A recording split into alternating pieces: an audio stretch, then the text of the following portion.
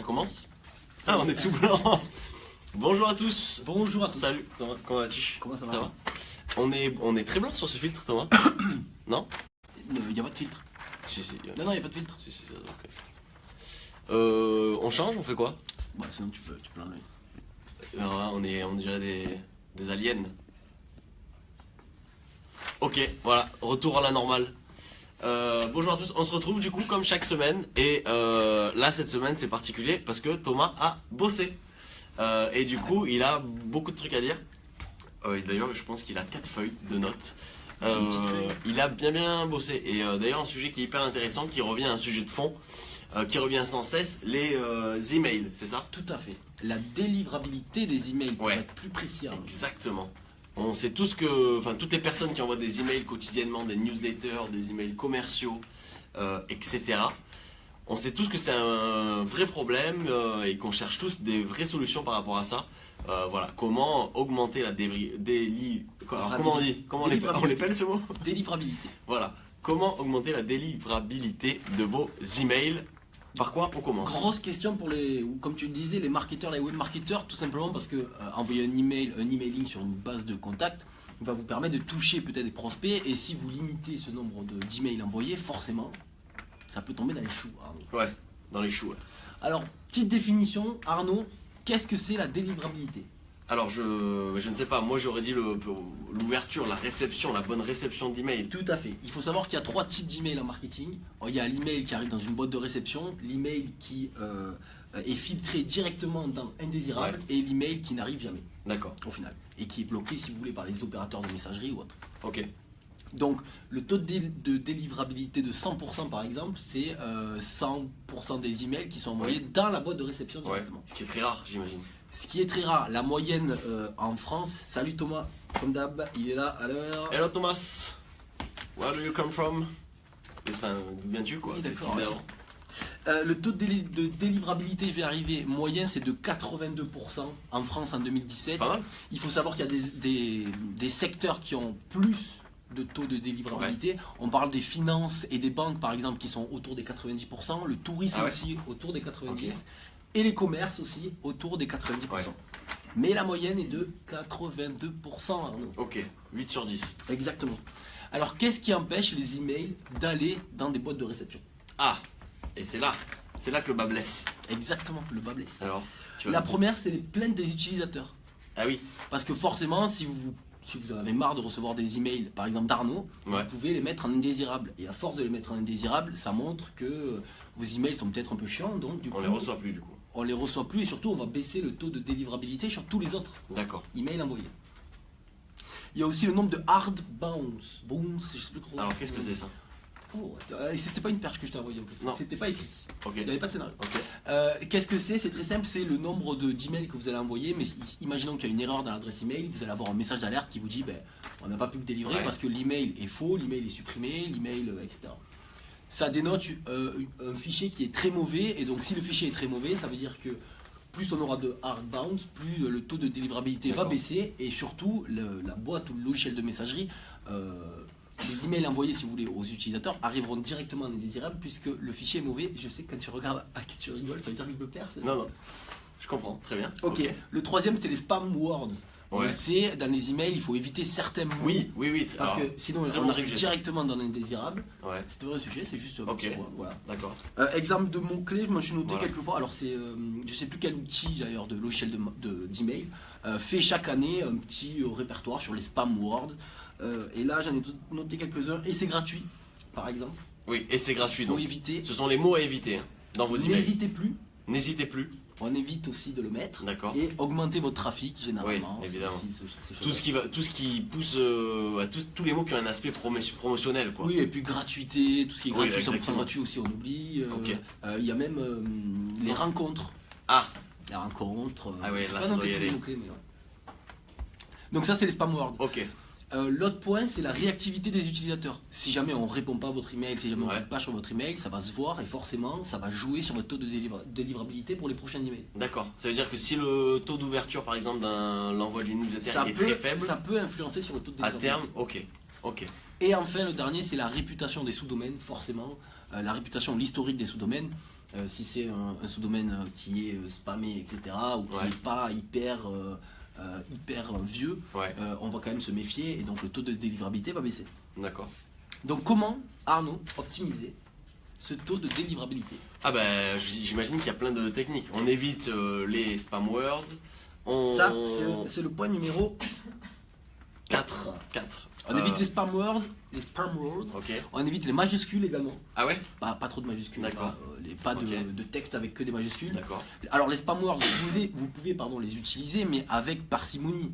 Vous pouvez proposer un essai gratuit, mais attention à pas trop en mettre dedans pour justement limiter ce cas-là. D'accord. Ça, c'est le troisième point. Le premier, c'est choisir le bon logiciel d'envoi d'email, parce qu'il y a Ok. des logiciels qui ont un taux de délivrabilité qui sont plus importants que d'autres. T'as Donc, des exemples? Pas du tout, pas d'exemple. Ok. Mais il existe des articles, vous allez voir. Bah, il y en a certains qui. c'est intéressant de nous dire ça. Thomas, si tu envoies des emails souvent, quelle plateforme tu utilises? Mailchimp, j'allais dire EasyJet. Oui, bah, Mailjet. Ryanair. Voilà, dis-nous, si tu as un petit truc à nous partager, on prend. Le deuxième point, c'est de bien trier votre base mail. Ah Ça, oui. c'est hyper important pour justement enlever toutes ces hardbound, toutes ces erreurs dans les codes mail. C'est la tâche la plus fastidieuse selon moi. Ah oui. Tu connais un rayon. Je m'y connais un petit peu dans, Ouais, ce, ouais. dans ce sens-là. C'est des heures et des heures passées sur des lignes de code, sur un fichier Excel à supprimer. Eh ouais. Et il faut surtout, pourquoi pas, segmenter Oui. vos contacts. Pourquoi? Parce que si vous segmentez vos contacts, vous allez envoyer un email qui va être personnalisé à cette Mhm. cible. Si elle est personnalisée à cette cible, il y aura plus de chances qu'elle vous réponde et qu'elle interagisse avec votre mail. Complètement. Donc augmenter le taux d'ouverture, augmenter le taux d'interaction, augmenter le taux de délivrabilité. Complètement. Pour segmenter, c'est très simple, Arnaud. Oui. Comment on fait? Comment on fait? On choisit déjà par quel axe on va segmenter notre cible. Ça peut être plein de choses suivant votre business. Ça peut être un secteur d'activité, ça peut être un âge, ça peut être une typologie d'utilisateur. Et pour simplifier tout ça, Oui. lancez-vous dans le marketing automation. Ah oui, Je d'accord. pensais que tu allais prendre la perche, Oui, mais bah, pas du tout. Si, mais bon, j'y venais doucement. Qui vous permet du coup de segmenter vos contacts en fonction d'un comportement et d'envoyer Mhm. tout ça justement de façon automatique pour essayer d'avoir plus Exactement. d'interactions sur les emails. Grosse tendance 2018, hein, le marketing automation. 2017. 2017, il n'a pas percé. 2018, Et le explosion. dernier point, c'est alors il existe des petites certifications justement Ouais, pour certifier votre nom de domaine et leur montrer qu'il y a un historique et qu'elle répond à des critères Ok. d'excellence qui va vous permettre du coup d'envoyer des emails plus facilement en augmentant votre taux de délivrabilité. d'accord. Ça t'a pas plu? Donc, ce si, sujet Non, ça Si, n'a pas l'air. non, Tu t'es si, endormi. Tu t'es endormi, non, mais dis-le, dis-le si t'aimes pas. c'était hyper intéressant. Pourquoi? Parce que, comme j'ai dit, c'est un sujet de fond. On envoie tous des emails tous les jours à des grosses bases pour certains. Donc voilà, il faut soigner tout ça. Ça prend du temps. Les grosses boîtes ont souvent d'ailleurs un mec qui fait que ça. J'ai plus le titre. Analyste, CRM, consultant, Oui, il y a CRM. une analyse CRM qui gère les bases de données. Voilà, donc prenez du temps, triez vos bases, attention aux mots et faites des tests surtout sur les Ah, emails. l'A/B testing, c'est la vie. Hein. Eh oui. On vous le dit depuis le début. The life. Eh ben écoute, du coup, vu qu'on parle des emails, moi je vais rebondir sur la connexion internet, c'est justement la rapidité, puisqu'on parlait de délivrabilité, la rapidité d'internet, la rapidité de connexion. Je suis tombé sur une toute petite étude, c'est très rapide. C'est une société américaine qui a fait ça, qui s'appelle Ookla. Qui est spécialisée justement dans les speed tests, donc dans les tests de rapidité, de connexion internet, mobile et desktop. Qu'est-ce qu'on apprend? On apprend que entre l'année 2016 et l'année 2017, la connexion mondiale globale a augmenté de 30%. C'est-à-dire qu'aujourd'hui, quand je tape n'importe quoi sur mon téléphone, je suis censé aller 30% plus vite que l'année dernière. Que je sois ici ou à Kuala Lumpur. D'accord. Où se situe Ah, Kuala je n'ai Lumpur? aucune idée. Vraiment aucune. C'est un petit piège? Ça Non. se situe Et du coup, Ça se situe j'ai Singapour. Et du coup, j'ai trois. Alors attendez, on a une petite question de Maxime. Max. Thomas, pourrais-tu me faire un cours particulier sur le marketing automation ce week-end, s'il te plaît? J'aime quand tu parles technique. Ah, c'est un ami à toi que tu rejoins ce week-end. C'est son anniversaire. Ah, d'accord. Eh ben, écoute. Demain d'ailleurs. Max, tu bois un coup à notre santé. Enfin, Exactement. avec Thomas, du coup. Ce qui me fait peur parce qu'il travaille quand même dans le marketing, donc ça me fait un peu peur qu'ils connaissent pas le marketing automation, mais apparemment on n'a Bah, pas le c'est- même niveau de compétence, Bah, Maxime. écoute, Max. Voilà. Bah, on lui fera peut-être un petit cours. Un Eh petit ben, live avec sur avec marketing grand auto. plaisir. Mais On l'a pas fait, en tu plus. peux te renseigner quand même pour demain, au cas où. Ouais, Max, renseigne-toi, parce que lui, il est chaud. Et du coup, sur la connexion internet, on apprend un tout petit truc, un tout petit classement, je vous le sors. Les pays Alors c'est très étonnant, attention, les pays qui ont la connexion internet, en tout cas la bande passante, vous savez, la plus rapide. Tu dirais quoi? La plus rapide, Ouais, l'Arabie Saoudite. d'accord. Donc il essaye de me piéger en plus. Moi j'aurais pas dit ça, j'aurais dit États-Unis, enfin voilà, des pays extrêmement développés et assis sur internet depuis un moment. Et en fait non, qu'est-ce qu'on a? On a Singapour, l'Islande. L'Islande. Je comprends pas pourquoi. Pareil, ils sont Je deux. pense que c'est une erreur. Ils sont deux en même temps, donc il n'y a pas beaucoup. Singapour, Islande et Hong Kong. Donc voilà. Il n'y a pas l'Arabie Saoudite. Non, pas dans le top 3. Étonnant. Donc voilà, intéressant. On va de plus en plus vite sur internet, ça vous le savez un petit peu. Je rebondis entièrement. Alors, je vous le dis, on ne s'est pas concerté avant de faire le live, donc je ne sais Oui, pas. il va y avoir des informations, un petit peu de. Du coup, je ne sais pas de quoi tu vas parler, et surtout, tu ne sais pas de quoi je Ah vais non, parler. je n'en ai aucune idée. Eh ben, je rebondis complètement sur ton étude, mais Ouais. cette fois, moi, c'est pas une petite étude, désolé. C'est une grosse étude. Ok. C'est Google qui fait chaque année le baromètre des utilisateurs, enfin, je vais y arriver, les Consumer Barometer, c'est comme ça qu'il écrit. Ok, ok. Et ça vous permet de voir le baromètre de tous les personnes qui naviguent sur Internet pour savoir leur comportement. Donc c'est Google qui fait cette étude avec le TNS. Ok. Grosse Institution, étude, ouais. ouais, grosse institution d'études. Et ils ont sorti du coup les chiffres, alors il y a quelques temps je crois, mais il y a peut-être une semaine ou Ouais. quelque part par là. Ok. Et j'ai trouvé des choses très, très intéressantes, c'est pour ça que je te parle d'Arabie Saoudite, Arnaud. D'accord. Il y a beaucoup de chiffres, hein, c'est une énorme étude. Par contre, on a sorti, moi j'ai sorti quelques chiffres qui étaient plus ou moins intéressants. Ouais. Le mobile, Arnaud, Oui. pour la première fois en 2017, le mobile a franchi la barre des 50% d'utilisateurs. Ok. Et ils étudient, il faut le savoir, 63 pays. Et dans ces 63 pays, C'est monde. la- Ok. voilà, dans ces 63 pays, pour la première fois en 2017, on va plus chercher sur mobile que sur desktop. Ok. Sur ces 63 pays, il y en a 62 qui préfèrent naviguer sur mobile. Ah Et oui. pas sur desktop. Ouais, Là, on commence un peu à c'est- changer radicalement, même s'il y avait une belle tendance, là Ouais, ça ouais. commence à se confirmer. Ok. En France, Arnaud, Oui. combien de personnes naviguent sur mobile? En pourcentage ou en pourcentage. chiffres? En France, je dirais que c'est un petit peu moins de la moitié, 43%. Je vais te dire que ça a dépassé la barre des 50% dans les 63 pays, mais tu t'en fous, t'écoutes pas. Bah oui, mais C'est en France- 67%. Dans le monde, Ah bah le oui. mobile c'est 65%. Tu parlais d'avant. La France 67, Ok. le monde 65. Donc on est en avance sur le monde? On est à 2% en avance sur la moyenne générale. Pas mal, pas mal. Bravo. Et Frenchy? Le pays qui a le moins de navigation mobile. C'est un pays proche de la France. Ah ouais, bah c'est bon. L'Espagne ou la Grèce? C'est Ils sont en fou. galère. Les deux sont en galère. Non, non, encore plus en galère que ça malheureusement. Ah oui? Ah, ici. Ah, la Roumanie. Presque, à côté, par là. Bangladesh. Non, à côté, par là. Par là, à côté. Par là où? C'est l'Ukraine. Ah, l'Ukraine. Eh oui, l'Ukraine. Oh, ça va venir Et avec c'est- les Tinder, etc. C'est 51% Ok. de navigation mobile. Et le pays qui navigue le plus sur le mobile, je l'ai dit, je t'ai teasé, L'Inde. c'est l'Arabie Saoudite. Tu m'écoutes toujours pas, Non. puisque c'est 98% sur mobile. 98%, c'est Eh assez oui. impressionnant. C'est fou. Hein. D'ailleurs, je vous invite à faire un petit truc assez intéressant. Ça rejoint ce que tu Sinon- dis. Sinon, tu peux dire autre chose. Vous allez sur Snapchat, vous ouvrez la carte sur Snapchat si vous savez faire. Comment tu fais? Sinon, tant pis pour vous. Comment Je tu vous fais? expliquerai pas. Vous ouvrez la carte comme ça sur Snapchat et vous voyez justement où il y a le plus de Snapchat qui sont pris dans le monde. Et vous allez voir que c'est l'Arabie Saoudite en permanence où il y a une zone rouge très forte, comme une zone démographique. C'est là-bas qu'on a le plus de Snapchat envoyés en permanence dans les stories, entre amis, etc. Allez, jetez un coup d'œil. T'es fort, tu connais tout. Tu connais tout, Arnaud. Et donc, du coup, sur smartphone, tu me dis, bon, on va naviguer sur mobile, mais qu'est-ce qu'on fait exactement sur ce mobile? Oui, On ouvre Internet, mais qu'est-ce qu'on fait sur on Internet? cherche des choses, des recommandations. À des tests. 65%, on utilise le réseau de recherche. D'accord. Bravo, Arnaud. À 64%, presque pareil, on va sur les... Réseaux sociaux. Exactement. Putain, tu es trop fort. Et le dernier, à 57%, 57%. eh oui, on a Donc, dit le on réseau de cherche, recherche. on va sur les réseaux sociaux, on va sur des sites web. Non, Non. on regarde des vidéos sur des plateformes Ah oui, YouTube, bah tout oui. simplement. Bon, ça va. Je pense que les vidéos vont passer devant les réseaux sociaux. Pourquoi pas? Ouais, je pense. Pourquoi pas? Je le sens. Et, sans- Ouais. et en plus, on sait que t'as du flair. Énormément, énormément. T'as fini avec ça? Oui, j'ai fini. Du coup, je vous invite à aller voir sur Google. Normalement, vous pouvez la trouver directement sur votre navigateur Google. Il y a un petit lien en dessous de votre barre de recherche. C'est Google Trends qui a fait ça, qui est revenu sur les requêtes les plus tapées en 2017. Ils ont fait une petite vidéo très corpo. Hein. Alors, Très, hyper très, corporate. ouais, très Google et très tourné sur l'humain, la Ah, planète. c'est ça, vous avez etc. l'alarme à l'œil. Oui, oui, moi j'ai eu les frissons. Sur les cheveux? Oui, d'ailleurs il pousse. Et du coup, on a quelques requêtes qui sont mises en vidéo. Je vous les cite.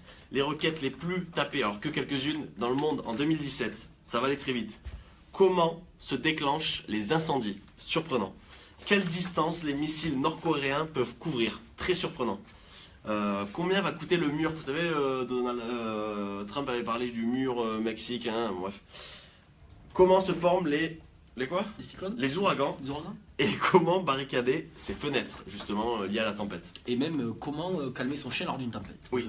Et si on creuse, si on va plus loin dans la vidéo, alors c'est assez déprimant parce qu'on se rend compte que toutes les requêtes sont liées à ce qui est en train de se passer sur notre planète chérie, protégée. Et donc c'est souvent lié à des événements catastrophes, que ce soit d'ordre naturel ou pas. Ou pas, je parle d'attentats, de crise humanitaire, etc. Il y a aussi la question comment se présenter au présidentiel. Oui. Il y a beaucoup de gens qui l'ont posé ça. Bah apparemment C'est fou ça. Bah Donald Trump apparemment l'a posé. Ok. Donc la vidéo est bien faite, donc allez la voir. C'est plutôt sympa. Moi j'ai un petit snack. Ouais. Je sais que t'aimes bien les snacking, Ouais. c'est l'heure en plus, c'est midi 25, on commence à avoir faim. Un petit snacking qui passe, on le prend, on le mange. C'est Facebook qui a fêté la semaine dernière, c'est 1 an pour ces instant games. Tu sais, c'est le petit jeu que tu peux faire sur Messenger, Ouais, voilà, tranquille au calme. Et donc pour l'occasion, ils ont sorti des nouvelles fonctionnalités. On sait que Angry Birds va sortir en 2018. Et là, ils ont sorti récemment le live streaming. C'est-à-dire qu'on peut désormais partager ses exploits. On joue et donc des gens peuvent regarder. Sur Messenger. Sur Messenger. Ouais. Et ils sortent également en 2018 les chats vidéo sur les jeux. Je vais jouer avec Arnaud, je vais voir sa petite tête là-haut, Putain, il va voir ma puissant, petite ça. tête à gauche, on va pouvoir voir la Sur réaction. un jeu Messenger. Exactement. Eh ben, c'est Parce fin. qu'ils se sont aperçus que sur Messenger, Ouais. énormément de personnes utilisaient justement les chats vidéo. Donc ils se sont dit on va peut-être mettre ça sur les jeux, ça peut être ça. Exactement. Du coup, je rebondis. On est en lien en fait. Hein. Arrête de bondir, c'est très à force, fort. on va finir là-haut. Messenger a aussi publié cette semaine un récap de son année parce qu'il s'est passé énormément de choses sur Messenger tout le long de l'année. On a beaucoup parlé, nous, avec plein de fonctionnalités, le paiement, etc. J'y reviens pas. Messenger Kids. Exactement. Donc, ils ont sorti quelques chiffres. C'est impressionnant les chiffres qu'on a. Thomas parlait justement du chat vidéo sur Messenger. Alors là, c'est un chiffre 2016 que je vais vous donner. Il y a eu 17 milliards de conversations vidéo sur Messenger en 2016. C'est fort. Et là maintenant j'enchaîne sur les chiffres de 2017. J'ai retenu 3 chiffres qui me semblent cohérents Tu peux pas et rentrer pertinents. dans ton 1,7 milliard d'emojis envoyés par jour sur Messenger. Je me rends pas bien compte de ce que ça fait, mais je pense qu'il y a beaucoup de têtes de chat. 18 milliards de gifs. 18 milliards de gifs envoyés chaque jour. Impressionnant. Et 7 milliards de conversations, donc de vraies conversations entre amis par jour Et donc, sur du coup, Messenger. Sur combien de personnes utilisent Messenger dans le monde? Je ne sais plus. Je crois que c'est 1 milliard. Non, c'est plus ça. Ils ont dépassé la barre, on l'avait dit. 1,5. Ouais, ils ont dépassé la Parce barre que du milliard. Facebook est à Facebook est à 2 personnes. Ouais, 2 personnes. Facebook a chuté. Moi j'ai parlé Twitter. Twitter a lancé une nouvelle fonctionnalité. Ça faisait longtemps qu'on n'avait pas parlé. Allez, on se motive. Ouais, Twitter. oui. C'est fou Twitter. C'est les. Alors, essaye de me lire ce mot parce que vraiment je n'y arrive pas. Thread. Thread. Ouais, Bon, c'est les threads ou les tweet storms ou les discussions. ok. Désormais, il est possible de faire une série de tweets quand vous tweetez. Moi, je D'accord. tweete une fois. Ok. Il y a un petit bouton plus qui est en bas à droite. Je clique sur le plus Ouais. et je peux retweeter. Je peux. Ah, tu fais une histoire, du Faire coup. une deuxième tweet. Ouais, voilà, c'est ça. Ah, c'est pas un mal. deuxième tweet sous le tweet. T'as plus de batterie, Arnaud, va falloir faire vite. Je te Ok. le dis. C'est pas mal ça pour du storytelling. C'est pas mal, c'est intéressant. T'entends Jade? Elle est où Jade? Ah, Elle est pas là. Jade est partie. C'est notre community manager. Je sais pas encore si c'est mise à jour, j'ai pas regardé, j'ai pas eu le temps de regarder parce qu'on a préparé le live en 5 minutes. comme Elle est là. Jade, Jade arrive. Jade. Elle est là. savais-tu Dites bonjour à Jade. Bon, je te le dirai plus tard. Non, il y a un truc sympa sur Twitter que Thomas vient de nous apprendre. Pour faire du storytelling, maintenant tu vas pouvoir faire plusieurs tweets. Exactement. Bravo, Elle est au elle courant. est On a forte. bien fait de la recruter. Donc, pourquoi ils ont mis ça en place? Ça, c'est la question. Ah oui. C'est du bras, peut-être qu'ils ont inventé, ils sont intelligents. Eh ben non, c'est la communauté qui a inventé ça. Ils se sont Eh aperçus qu'en observant les personnes, plusieurs personnes répondaient à leurs propres tweets et ils se sont dit, ben, on va mettre ça en place, ça va Bien peut-être sûr. nous aider. C'est ce qu'ils avaient fait. La dernière fois qu'ils avaient fait ça et qu'ils avaient observé la communauté, Ouais. ils avaient sorti les retweets. Pour le coup, c'était. Ouais. Et c'est intéressant que tu dis ça parce que l'ADN de Twitter est basé là-dessus quand même. L'écoute de la Exactement. community. Community. Exactement. Et quand on sait que écouter les communautés permettent de ressortir des fonctionnalités comme le retweet qui ont été Ouais. piquées. Oui, je le dis piquées, volées Oui. par tout le monde. Tu peux le dire. C'est joli. Ouais. C'est assez canon. Est-ce que t'as d'autres news? Non. Non, t'en as Non, plus? non. Ok. Moi, je voulais vous parler un petit peu de Noël. Oh, T'as prévu, Santa Claus t'as prévu des trucs? Non, en fait, c'est très rapide. Si vous êtes toujours à la recherche de petits cadeaux de Noël, de petits cadeaux tech, tu vends ta chemise? je vous, Ah, Dorothée, je vous Dorothée, aiguille. Parce que moi, j'ai regardé personnellement, et du coup, je me dis, si j'ai regardé, je trouve ça chouette, pourquoi ne pas partager les idées? Le premier cadeau qui peut faire extrêmement plaisir, c'est un petit gadget, ça s'appelle les EarPods. La marque, c'est Apple, vous la connaissez bien. Vous savez, c'est les petites oreillettes sans fil, là. Ça, c'est top. C'est assez onéreux, on se l'accorde, mais là vous allez faire un heureux avec ça. Vous avez un cousin, une tante, un frère, une sœur qui fait du vélo, qui est à pied, qui est en perpétuel mouvement, vous lui achetez, et qui écoute souvent de la musique du coup, ou qui téléphone, vous lui achetez ça, les EarPods d'Apple. C'est vendu dans une petite boîte, ça se recharge tout seul, ça ne tombe pas de l'oreille. T'as des parches Apple ou... Non, non, non. Mais c'est top, allez voir. Et deuxième truc, moi j'ai découvert une marque très récemment qui s'appelle Hunker. Ils font plein de matériel high-tech, batterie externe, etc. Si vous avez un iPhone 10, mais c'est ce que je t'ai montré.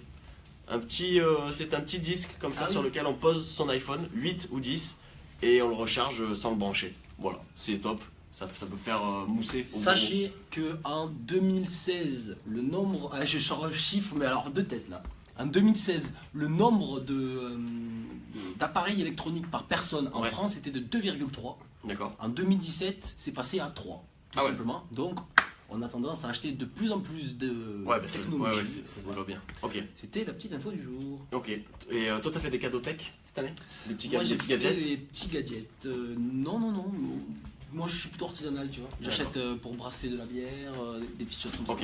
Et du coup, si vous êtes une marque, parce que là on parlait plus côté utilisateur, si vous êtes une marque et que vous êtes toujours à l'approche de Noël, on l'avait dit l'année dernière, mais foncez, ce n'est pas terminé.